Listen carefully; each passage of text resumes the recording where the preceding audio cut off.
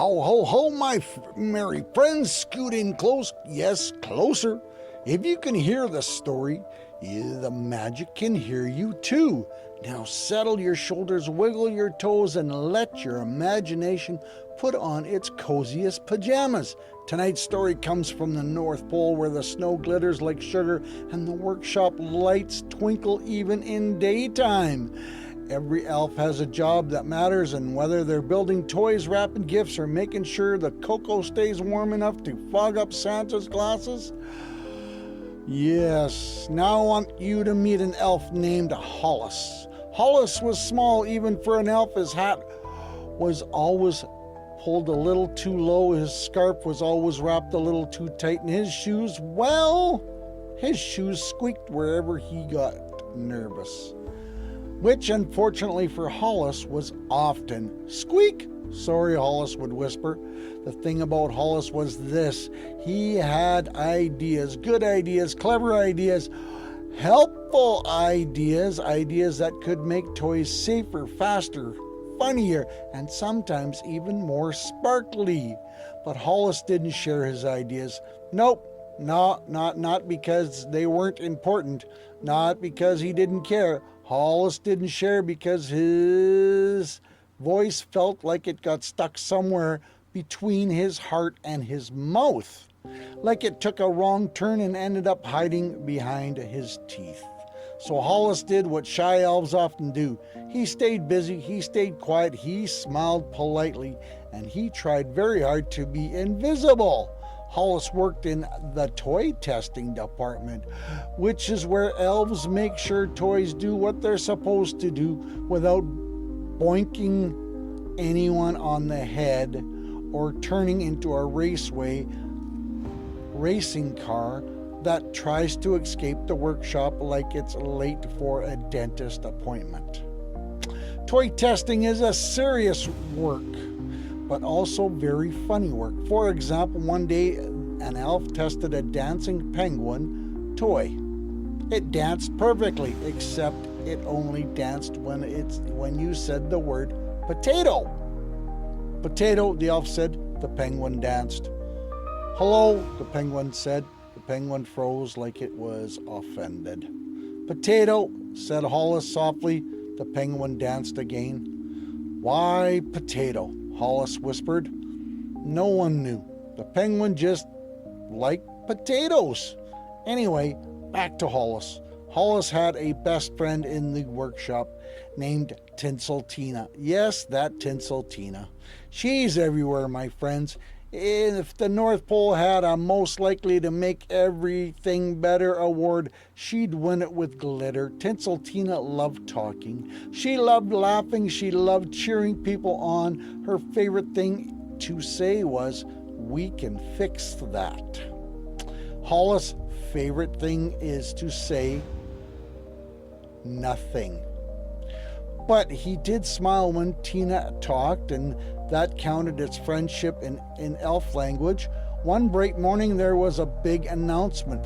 The workshop bell rang. Jingle, jingle, jingle. That meant everyone had to gather in the main hall.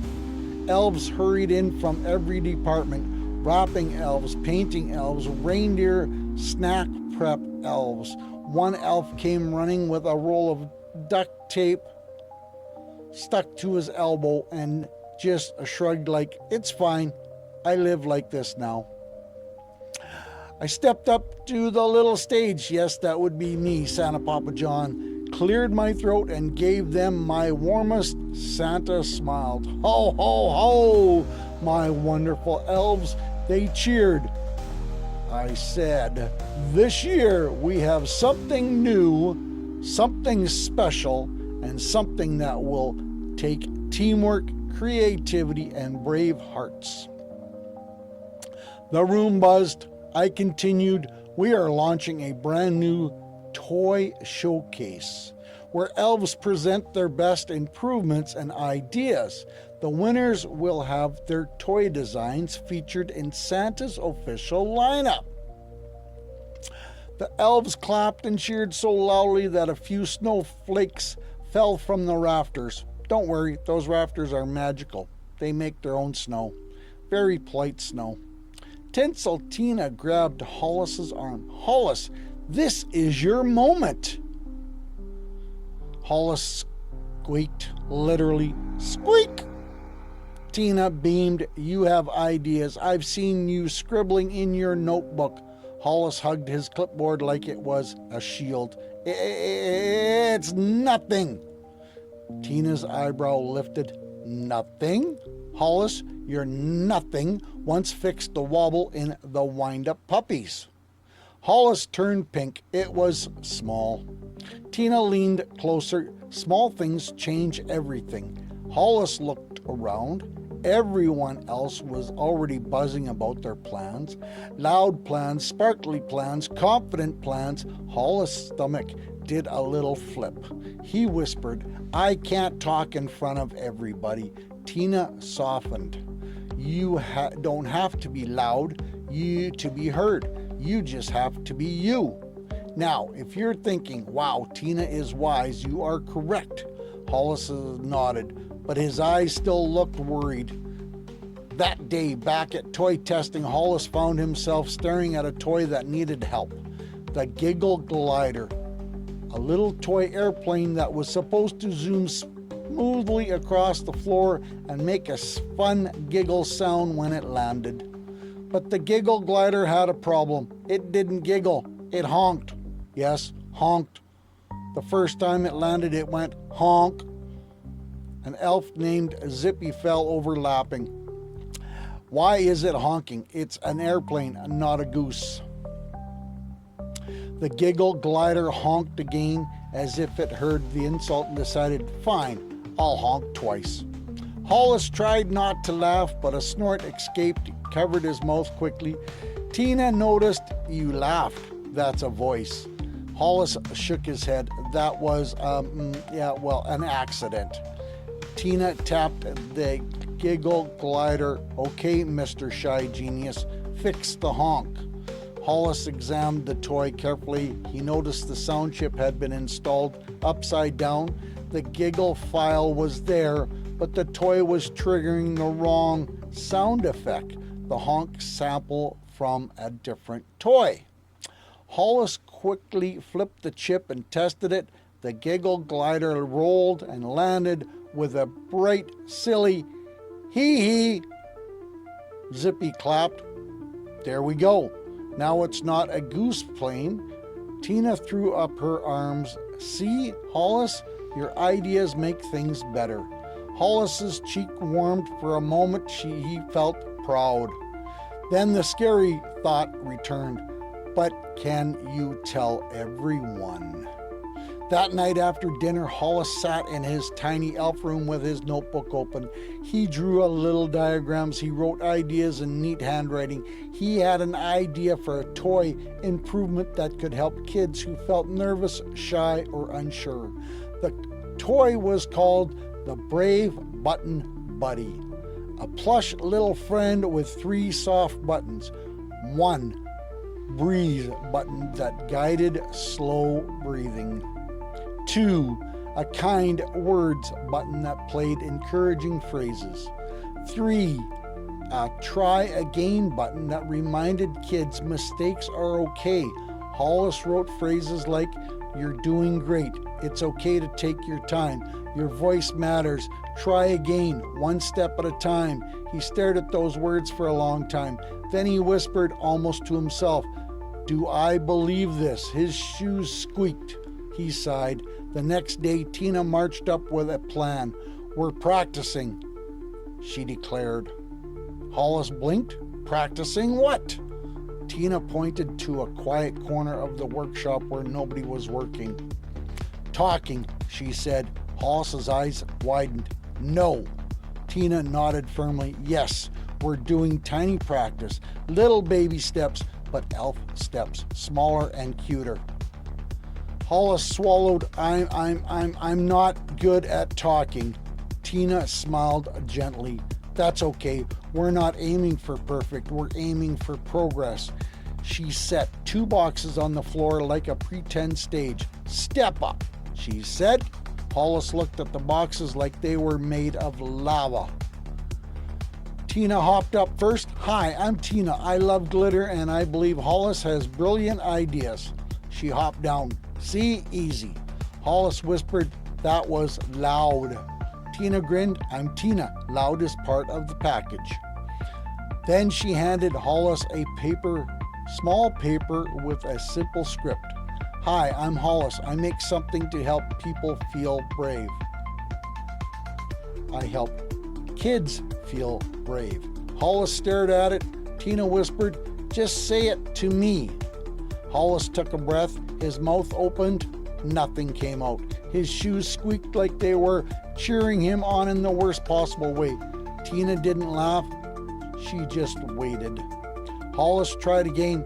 Hi, I'm Hollis. Tina's eyes lit up. Yes! Hollis flinched. Too loud. Tina lowered her voice. Sorry, but that was amazing. Hollis said, I made something to help kids feel brave. Tina clapped softly. That's your voice. Hollis blinked. It was tiny. Tina nodded. It was real. Over the next week, they practiced every day. Sometimes Hollis whispered. Sometimes he froze. Sometimes he squeaked. Once he accidentally said, Hi, I'm Hollandaise, and Tina laughed so hard she had to sit down. Hollandaise, Tina wheezed, sauce elf. Hollis covered his face. Oh no. Tina wiped tears from her eyes. That was perfect. Not for the script, but for joy. Hollis couldn't help it. He laughed too, and each laugh made his voice feel less trapped. Then came Toy Showcase Day. The main hall was decorated with banners and lights, and tables were lined with inventions and improvements. Elves buzzed with excitement like a room full of happy bees. There was a stage with a microphone. Hollis stared at the microphone like it was a dragon. Tina nudged him. Remember, elf steps? Hollis held his brave button buddy prototype close. It was soft and friendly with a little stitch smile. On the front there was 3 buttons. Breathe, kind words, try again. And presenters took the stage. Hollis felt his heart thumping like a marching drum. One elf presented a self-wrapping gift box. It wrapped itself and also wrapped the presenter's hands. Funny but messy. Another presenter, glitter-proof boots. Tinsel Tina looked personally offended by that concept, then stepped forward and said, next up, Hollis from the toy testing department. Hollis's knees nearly turned into pudding. The audience clapped politely. Hollis walked towards the stage. Squeak, squeak went his shoes. A few elves turned to listen. Hollis stood at the microphone. The bright lights felt warm on his face. He could see hundreds of eyes. His throat tightened, his mouth went dry, his brain screamed, run! Then something happened. From the front row, Tina held up a small sign that said, 1 step. Hollis breathed in. He pressed the breathe button on the brave button buddy. The tiny voice guided in 1, 2, 3, out, 2, 3. Hollis matched it. He felt his shoulders drop. The room got quieter. Hollis looked out the crowd and said, softly but clearly, Hi, I'm Hollis. The sound of his voice in the microphone surprised him. It was, well, there, it existed. It didn't disappear. He continued, I made something for kids who feel nervous. He held up the Brave Button Buddy. This is Brave Button Buddy. A few elves leaned in. Some smiled. Hollis pressed the kind words button. The toy said, You're doing great. Your voice matters. Hollis swallowed, eyes shining. He pressed the try again button. The toy said, Mistakes are okay. Take your time. Try again. Hollis looked out. I used to think I had to be loud to be heard, he said. He glanced at Tina, who was smiling so wide it was practically contagious. But I learned I just have to be brave enough to start." Then Hollis added, with a tiny hint of humor, "Also, I learned not to say 'I'm Hollandas' into the microphone." The room burst into laughter. Not mean laughter, not warm laughter, the best kind. Hollis blinked, startled, then he smiled, and something in him unlocked. He wasn't shaking anymore. He finished his presentation. His toy is for any kid who feels small sometimes. He said, because feeling small doesn't mean you are small. It just means you need a little kindness and courage. The room erupted into applause. Even Peppermint Percy clapped, and that elf claps like he's approving a tax form. Very serious.